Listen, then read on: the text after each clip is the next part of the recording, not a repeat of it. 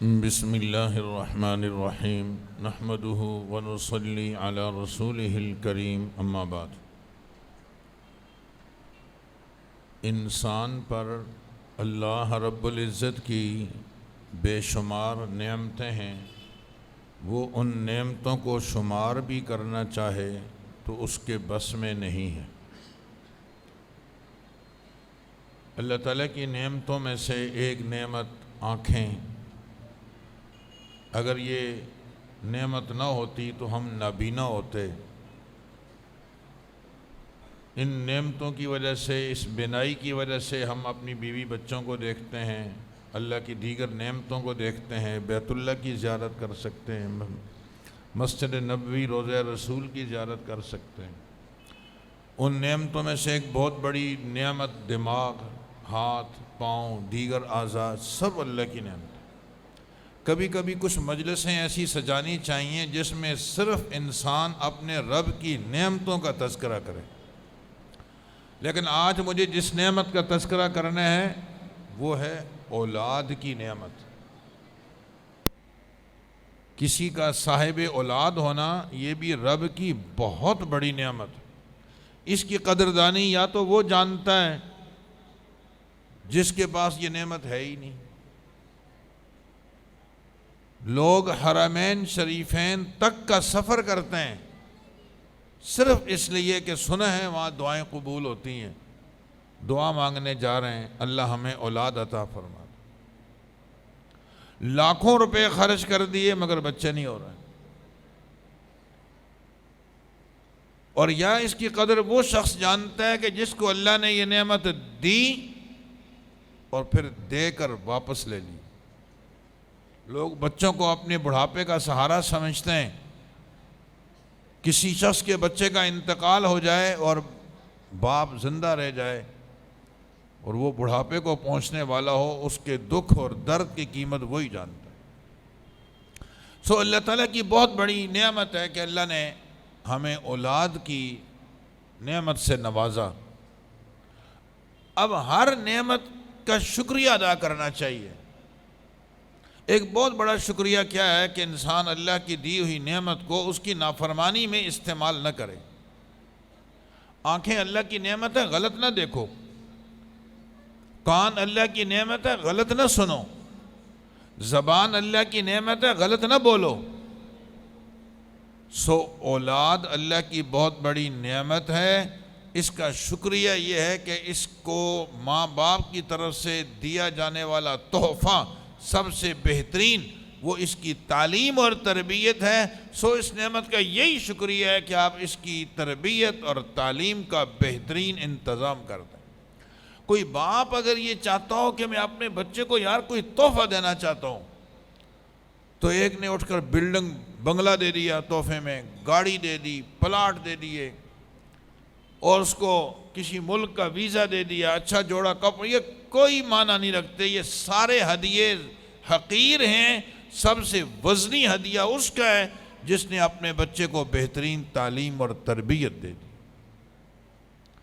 بہترین تعلیم اور تربیت کے لیے چند چیزیں ضروری ہیں۔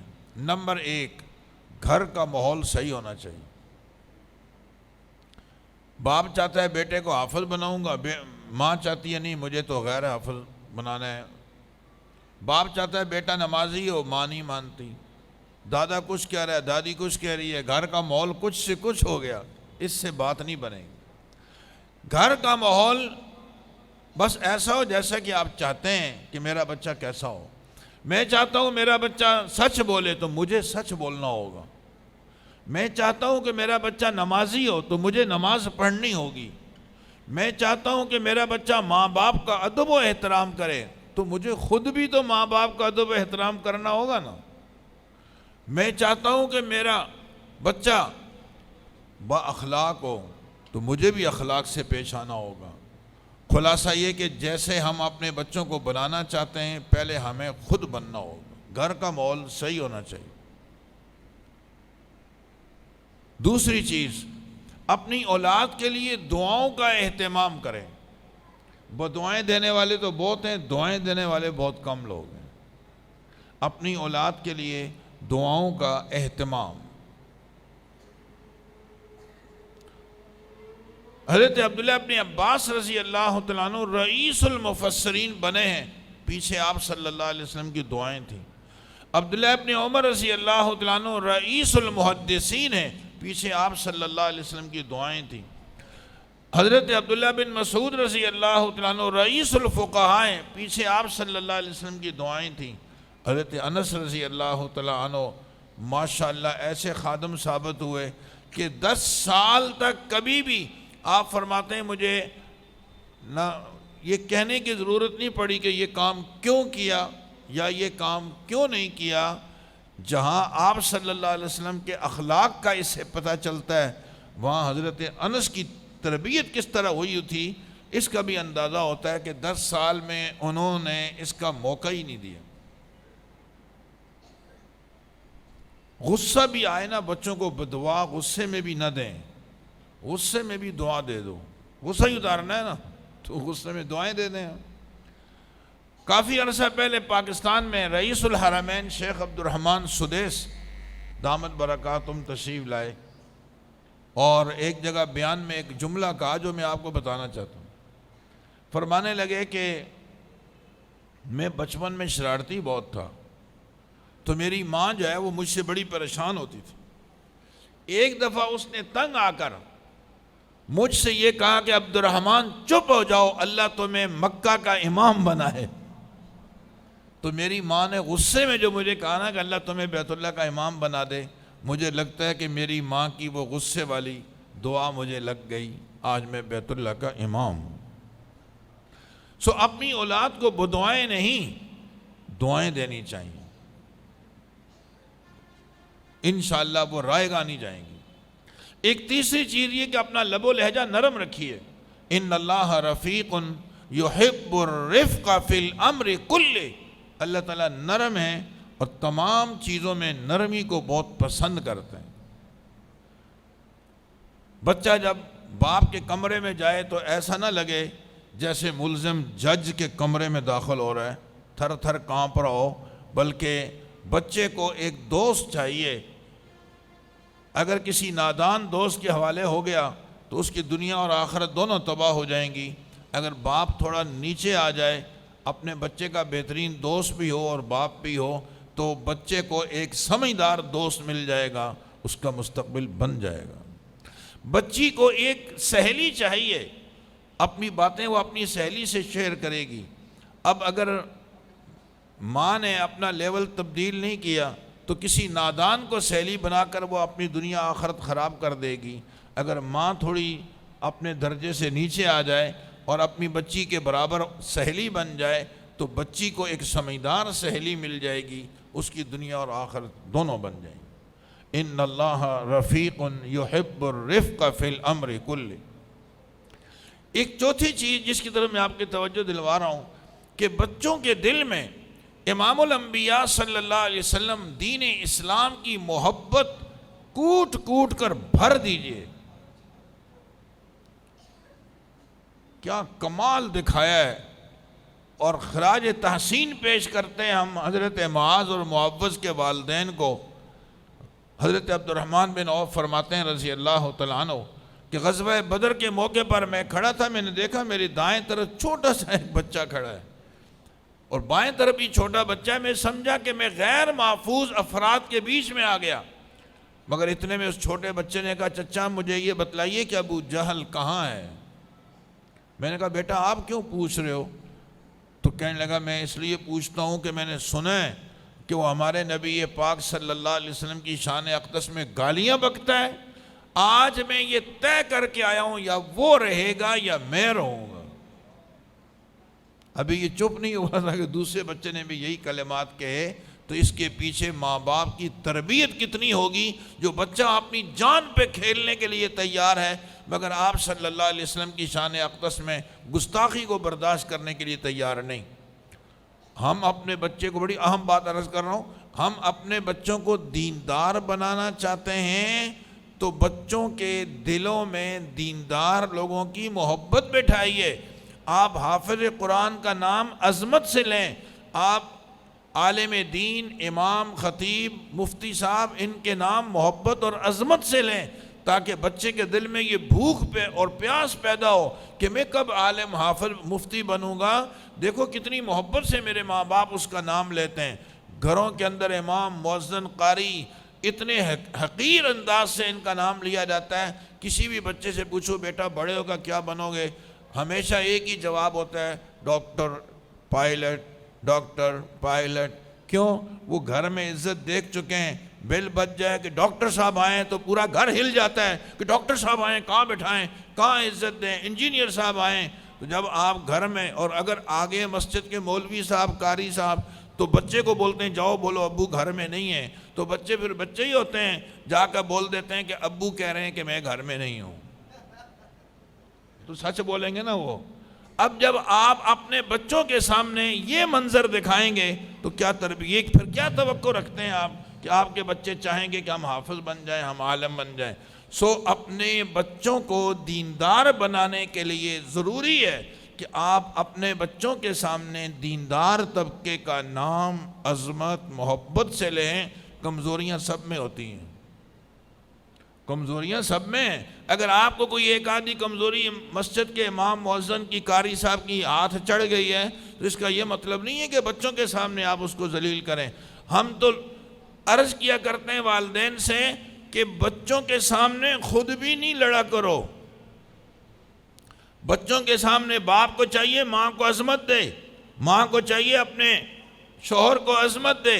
بچوں پر یہ اثر نہ ظاہر کرو، پورا دن مائیں ایک ہی جملہ دہراتی رہتی ہیں، کر لے شرارتیں، شام کو ابو آئیں گا نا تجھے پٹواؤں گی، تیری خیر نہیں ہے، شام کو آج یہ ہو جائے گا اور وہ ہو جائے گا۔ باپ شام کو آیا جب بچے سو رہے تھے اور صبح چلا گیا جب بچے سو رہے تھے، جس کی دھمکیاں ماری اس سے ملاقات ہی کوئی نہیں ہوئی، اور خود ماں بالکل، جملہ تو اچھا نہیں ہے لیکن ہمارے بقول ایک دوست کے کہ اللہ میاں کی گائے بن کر وہ پڑی ہوئی ہیں۔ بچوں کو یہ نہ تاثر دو کہ یہ ماں کچھ نہیں ہے، سب کچھ باپ ہے، اور باپ کے پاس ٹائم ہی نہیں ہے۔ ماں باپ دونوں کی برابر عظمت بچوں کے دل میں ہونی چاہیے۔ الحمدللہ مدارس دینیہ میں یہی کچھ سکھایا جاتا ہے، ادب، احترام، عزت، نرمی، دعاؤں کا اہتمام، یہ ان مدارس دینیہ میں اس کا اہتمام ہے۔ اس مدرسے کی برکت سے الحمدللہ ثم الحمدللہ آج آپ اپنے بچوں کے سروں پہ ٹوپیاں دیکھ رہے ہیں، کرتے شلوار میں دیکھ رہے ہیں۔ اس مدرسے کی برکت سے میں تو یہ عرض کروں گا کہ اس مدرسے کی برکت سے ہمیں اپنے رب کا تعارف ہوا ہے، اس مدرسے کی برکت سے انبیاء کرام کا تعارف ہوا ہے، اس مدرسے کی برکت سے صحابہ کرام کا تعارف ہوا، مدرسے کی برکت سے تابعین، تبع تابعین، اولیاء، اتقیاء، کتب، ابدال کا تعارف ہوا۔ اس مدرسے نے ہمیں پاکی اور ناپاکی کا طریقہ بتایا، حلال اور حرام کی تمیز سکھائی، نماز، روزہ، حج، زکوٰۃ بتلایا۔ مدرسے نے ہمیں چھوٹے بڑی کی تمیز سکھائی، استاد کا مقام بتایا، شیخ کا مقام بتایا، امام مفتی کا مقام بتایا۔ اس مدرسے نے آج اگر ہمارے گھر میں کلمہ گو مسلمان ہے، پیچھے مدرسہ ہے، پیچھے مدرسہ ہے۔ میں ساتھیوں سے عرض کر رہا تھا کہ اس وقت میں پوری دنیا میں، ایک ساتھی بڑے فخر سے یہ بات کہہ رہے تھے اور ہمیں بھی فخر ہے، پوری دنیا میں تبلیغی جماعت والے گھر گھر ماشاءاللہ پہنچے ہوئے ہیں، ملک در ملک، قریہ قریہ، بستی بستی، اپنی جان، مال، وقت لے کر ہر جگہ پہنچے ہوئے ہیں اور دین عالی کی محنت کے لیے زبردست کام کر رہے ہیں۔ تبلیغی جماعت کے بانی کا نام مولانا الیاس صاحب، اور مولانا الیاس آپ کو مدرسے نے دیے ہیں، مدرسے نے دیے ہیں۔ خانقاہی نظام میں ایک سے ایک ماشاءاللہ شیخ الحدیث مولانا زکریا صاحب رحمہ اللہ کیسے قابل فخر قسم کے پیر طریقت تھے۔ حکیم الامت مولانا اشرف علی تھانوی رحمہ اللہ، حضرت مولانا شاہ عبد القادر رائے پوری رحمہ اللہ، جتنے بڑے بڑے مشائخ کا نام لے لو، پیچھے مدرسہ ہے۔ یہ سب مدرسوں نے دیے آپ کو۔ بلکہ میں ایک جملہ اور عرض کرنا چاہ رہا ہوں، غریب بچوں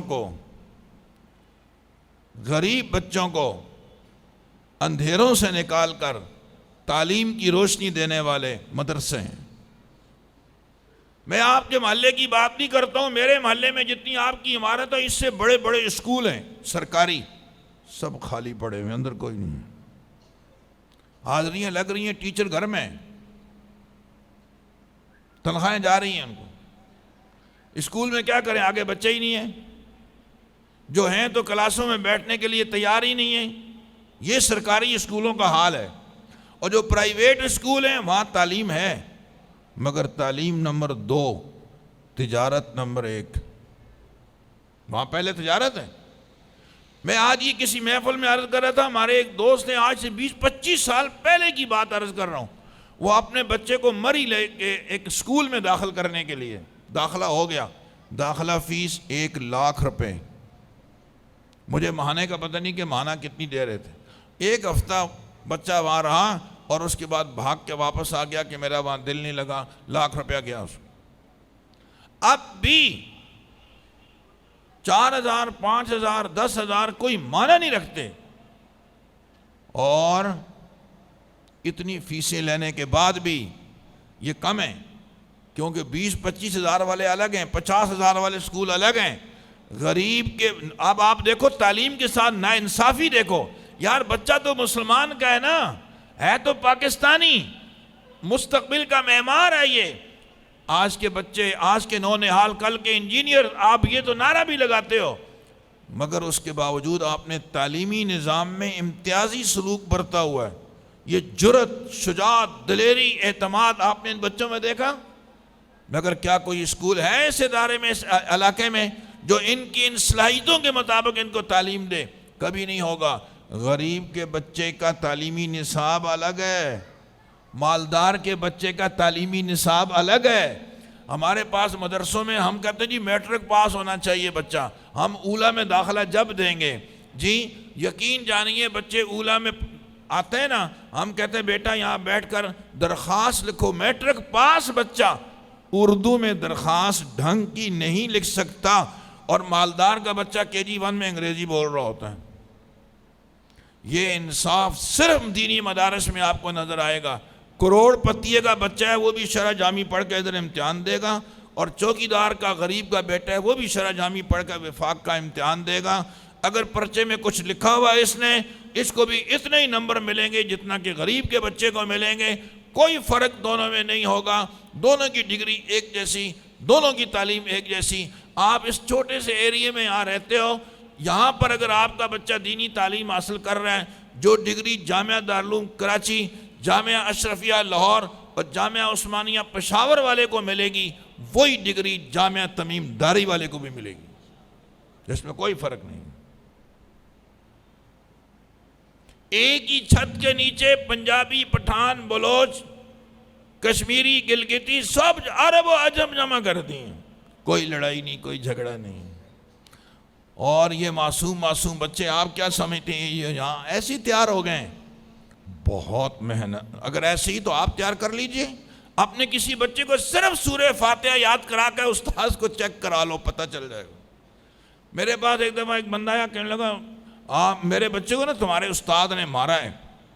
میں نے کہا مجھے بہت افسوس ہوا، آپ کا بچہ ہمارا بچہ ہے، ایسی بات نہیں ہے، غلط کیا اس نے۔ میں بات نہیں کیوں مارا ہے؟ تو غصہ ہو گیا۔ میں نے کہا آپ کیا کرتے ہو؟ تو کسی فیکٹری میں کام کرتا ہے، کیا تنخواہ لیتے ہو؟ کہنے لگا 8,000، 8-10 سال پرانی بات۔ میں نے کہا اچھی بات ہے، آپ میرے پاس آ جاؤ، میں آپ کو 10,000 دے دیتا ہوں، ٹھیک ہے؟ اور آپ کا کام صرف اپنے ایک بچے کو پڑھانا ہوگا، صرف پڑھا لو گے؟ کہنے لگا یہ تو نہیں ہو سکتا۔ میں نے کہا پھر جو کر رہے ہیں ان کی قدر کرو، جاؤ۔ یہ ان اساتذہ کا کمال ہے کہ ان کی صلاحیتوں کو کیسے نکال رہے ہیں۔ میں سمجھ رہا تھا کہ اس علاقے میں مولانا فضل سبحان صاحب یکتا ہیں، مگر ماشاءاللہ انہوں نے کیسی ٹیم اپنی تیار کر رکھی ہے۔ میں خراج تحسین پیش کرتا ہوں۔ میں امت مسلمہ کا بہت قیمتی سرمایہ بلا مبالغہ مولانا فضل سبحان زیرہ مجدو کو سمجھتا ہوں، اور ہمیں جن شخصیات پہ فخر ہے ان میں سے اللہ نے ان کو بھی بنایا ہے۔ اور آپ کو مدرسے کی بعد میں مبارک ہو، مولانا فضل سبحان آپ کے پاس ہیں، اس کی پہلے مبارک۔ کتنے ہی علاقے محلے آج للچائی ہوئی نگاہوں سے دیکھتے ہیں کہ یار یہ بندہ اگر ہمارے پاس ہوتا تو ہم کتنا کام کر لیتے. میں بہار کالونی کے دوستوں کو مبارکبادی کے ساتھ ساتھ عرض کروں گا کہ قدر کر لو. اہل محلہ کے لیے واللہ العظیم اس سے بڑی سعادت کوئی نہیں. آپ کے بچوں میں، کچھ لوگوں کے بچوں میں ٹی وی میں کشتی دیکھ کر دلیری پیدا ہوتی ہے، کچھ میں نسلاً بعد نسلاً دلیری پائی جاتی ہے. یہ نسلی دلیر ہیں، ٹی وی دیکھ کر نہیں دلیر بنے. کاش کہ ان کی یہ صلاحیتیں اور ان کی یہ شجاعت اور دلیری کو وصول کرنے والا کوئی ہو. اللہ نے وہ بندہ آپ میں بھیج دیا ہے. ایک ہی چھت کے نیچے دینی اور دنیاوی دونوں علوم کا حسین امتزاج، اس کا مشاہدہ آپ خود کر چکے ہیں، مجھے کچھ کہنے کی ضرورت نہیں. میں عرض کروں گا مدرسے کا دایاں بازو بنو. مولانا کے دماغ میں اتنے عزائم ہیں نا، اگر وہ اپنے عزائم سارے یہاں رکھ دیں آپ کہو گے پاگل لگتا ہے. لیکن انشاءاللہ ثم انشاءاللہ اللہ کے یہاں دیر ہے اندھیر نہیں ہے. ایک وقت آئے گا آپ اپنی آنکھوں سے وہ سارے عزائم کا وجود بھی دیکھ لو گے، مگر ایسا نہ ہو کہ ہم ساحل پہ کھڑے سوچتے رہیں اور وقت ہم سے چلا جائے. اس لیے ان کی ان صلاحیتوں سے فائدہ اٹھاؤ. یہ جتنے عروج پہ جائیں گے نام آپ کا روشن ہوگا، یہ جتنی ترقی کریں گے عزت آپ کی ہے. ان کا بھی سرمایہ آپ لوگ ہو. پشاور میں ایک دفعہ گئے واپس آ گئے، لاہور میں 2 دن گزارے واپس آ گئے، پنڈی میں 4 دن رہے واپس آ گئے، سندھ میں 2 دن گئے واپس آ گئے. وہ سرمایہ وہ نہیں، آپ ہو جن میں رہتے ہیں. یہ اس لیے آپ کو ان کی قدر و قیمت پہچاننی چاہیے. اور اللہ نے آپ کو ماشاءاللہ بچوں کے اعتبار سے خود کفیل بنایا ہوا ہے. ایسے محلے ہیں جہاں 1-2 کے علاوہ کچھ نہیں ہے، لوگ ترستے ہیں. یہ وہ علاقہ ہے جہاں 15-20 ایک ایک گھر سے اللہ پاک برآمد فرما رہے ہیں. بنگلہ دیش میں ایک تبلیغی جماعت گئی نا، تو انہوں نے ایک گھر میں بیل بجائی، اندر سے 35 بچے باہر آ گئے. تو انہوں نے کہا ماشاءاللہ یہ کہیں اور سے آگے نہیں، سب یہیں کے ہیں. کہا یار ہم لوگ بڑے پریشان ہیں، جماعت نہیں مل رہی، تو ایک گھر سے ہی جماعت پوری دے دو، کون سی تم نے حاضری لینی ہے. اللہ نے آپ کو نوازا ہے الحمدللہ. اور حدیث میں آتا ہے ایسی عورت سے شادی کرو جو زیادہ بچے دے، میں قیامت میں اپنی امت کی کثرت پہ فخر کروں گا. آپ وہ لوگ ہو جو ہمارے نبی صلی اللہ علیہ وسلم کی خوشی میں اضافہ کرنے کا ذریعہ ہو کہ اللہ نے آپ کو خوب بچے دیے ہیں، مگر ان کی تربیت اور تعلیم ضروری ہے. کیا خیال ہے اگر ایک آدمی محلے میں اس کے 100 بچے ہیں، سارے بدماش ہیں، تو لوگ اس کو مبارکبادیاں دیں گے کہ ماشاءاللہ آپ کے 100 بیٹے بدماش ہیں، پورے گھر کا پورے محلے کا سکون برباد کیا ہوا ہے؟ یا اس کو مبارکبادیاں دیں گے جس کے بچے 2 ہی ہیں مگر قابل رشک اور قابل فخر زندگی ہے؟ بچوں کی صرف تعداد بڑھانی کمال نہیں، کمال یہ ہے کہ آپ کے بچوں کی تعلیم اور تربیت اچھی ہو. پھر بچے 2 ہی اچھے جس میں تعلیم اور تربیت کا پہلو غالب ہو. کیا ہی خوبصورت جملہ ہوگا کہ اللہ نے اولاد بھی خوب دی، تعلیم اور تربیت بھی خوب ہونی چاہیے. آپ ان مدرسوں کا دایاں بازو بنیے. دین دشمن طاقتیں جو کچھ بھی کہتی رہیں، آپ نے کسی سے متاثر نہیں ہونا. میں ابھی ایک محفل میں یہ بات عرض کر کے آ رہا ہوں کہ سارے پورے ملک کی کروڑوں کے حساب سے کرنسی جدید ٹیکنالوجی پہ خرچ ہو رہی ہے، اسکول کالج یونیورسٹیوں پہ خرچ ہو رہی ہے. مال کیا تیار ہوا ہے؟ ہم آج بھی عصری علوم کے اعتبار سے، جدید ٹیکنالوجی کے اعتبار سے دنیا کے 133ویں صف میں ہیں. 132 ملک ہم سے آگے ہیں. بقول ہمارے مولانا سید یوسف صاحب زیدہ مجدو کے کہ ہم 133ویں صف میں ہیں، 132 صفیں ہم سے آگے ہیں جہاں کروڑوں روپیہ خرچ ہو رہا ہے، اور یہاں حکومت کا کوئی پیسہ نہیں. کمال یہ ہے کہ مدرسے والے بھی کچھ نہیں مانگتے. آپ میں درد دل رکھنے والے لوگوں کی دعاؤں سے اور تعاون سے یہ ادارہ چل رہا ہے. جن لوگوں نے مدرسوں پر اعتماد کیا اور مدرسوں کو پیسہ دیا، بچوں کو عالم بناؤ، حافظ بناؤ، الحمدللہ ہم نے آپ کے اعتماد کو ٹھیس نہیں پہنچایا.